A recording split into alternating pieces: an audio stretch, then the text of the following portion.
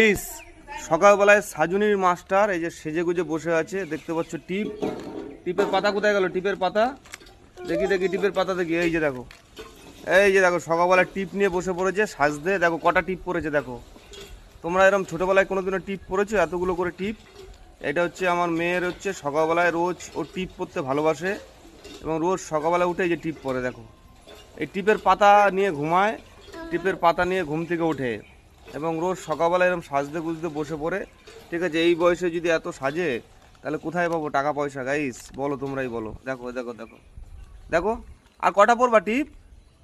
আর কটা পড়বা? আর একটা পড়বা? আর একটা পড়লে হয়ে যাবে? আর একটা পড়লে হয়ে যাবে?